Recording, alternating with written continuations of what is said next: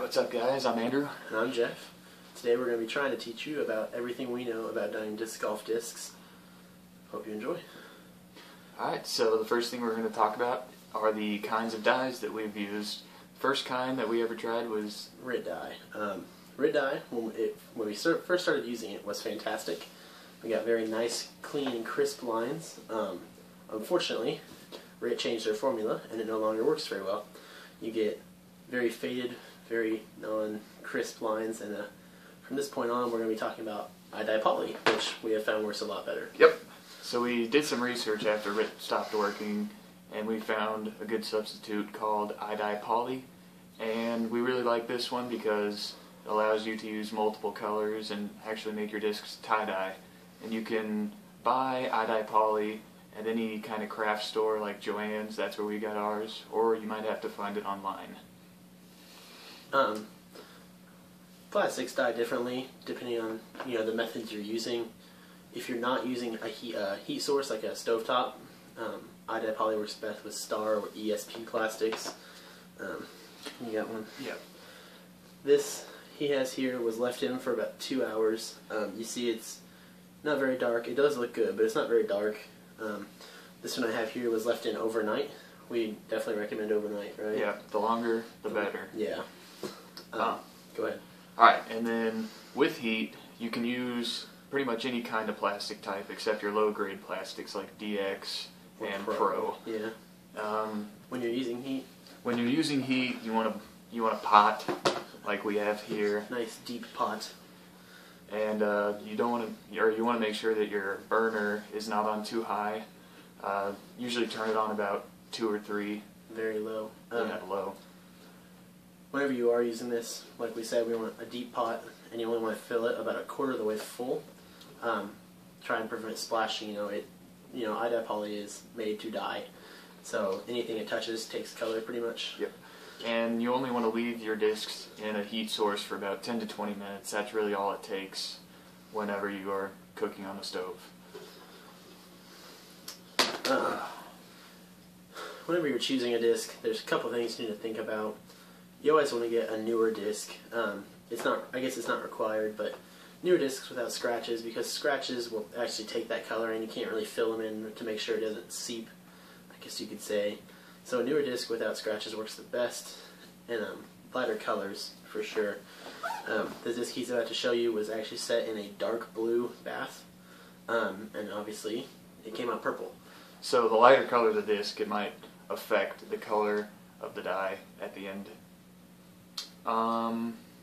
Whenever you're preparing a disc, you can choose whether or not you want to have the stamp on or off. Just back to this example, I left the stamp on and it came out perfectly fine. It's not going to dye the stamp. It's not going to mess up the dye.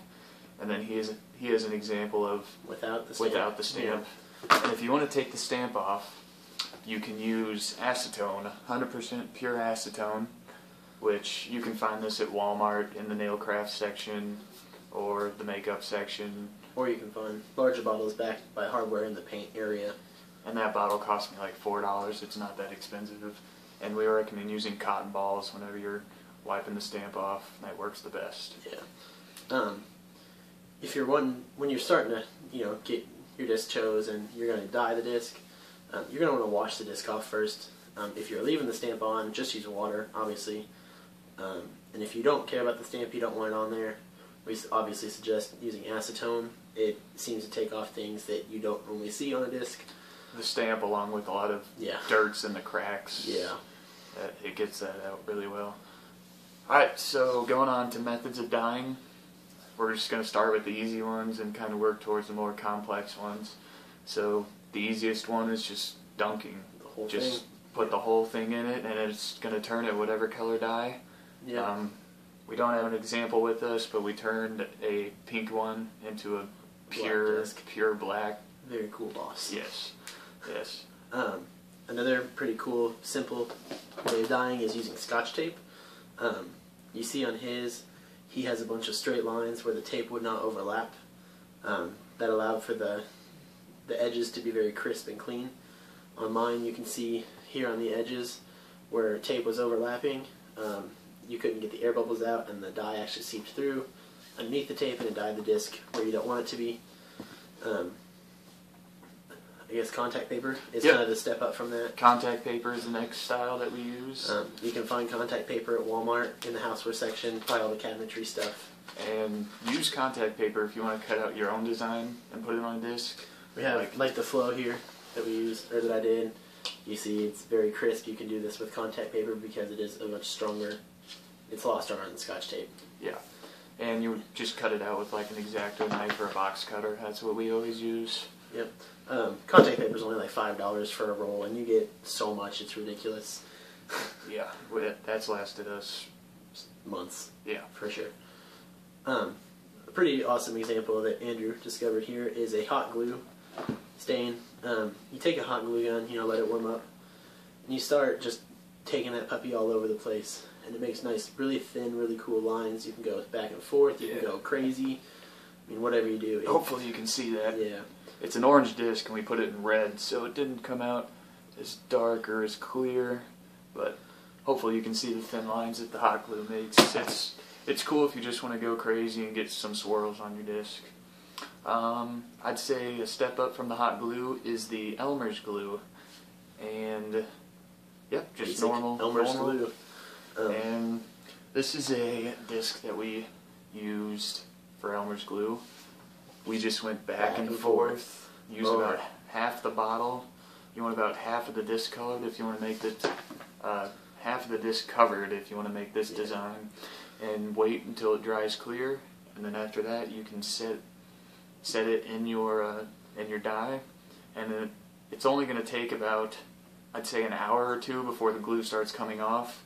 So you want to pull it out about after an hour or two, but you can see a color difference even after an hour or two. Yeah, and kind of more advanced from that is you can actually do multiple layers of color with this method. He has a great example here. It turned out really well. He laid down a layer of glue, let it dry, and then soaked it in blue. Yeah, and then afterwards he added more glue and soaked it in another color, and it kind of combined and made this really cool pattern on there. Yeah, this one's probably my favorite one I've done. It's pretty awesome. Alright, finally we have the most complicated method out there, but a much more difficult method for beginners. It's a shaving cream dye. What you do is you make a bed of just normal shaving cream. You let it set up, most likely in a large plate that has edges so it doesn't go everywhere. Go ahead. Yep. Then you're gonna mix the dye with some shaving cream, just in individual cups to keep your colors separated. And then if you take like an oral syringe, you can suck the shaving cream with the dye in it, and then you can almost draw on it with, or draw on your shaving cream bed with the syringe to make whatever design you want. And this, I just did a random design for this one, came out this firework appearance. And on this one, I basically just drew circles with the dye shaving cream mix. Then I used a toothpick to create the spiked pattern. You set it in face down. And again, we let that one sit overnight. Yeah, overnight seems to work the best with this type of method. It's really bright colors, and that one's a really good one too. Yep. I think that is everything. Yeah, that's about all I know. If you guys would like to see examples of how to do each of these dyes, we would gladly be doing those in the future. Other than that, thanks for watching, guys. Bye-bye.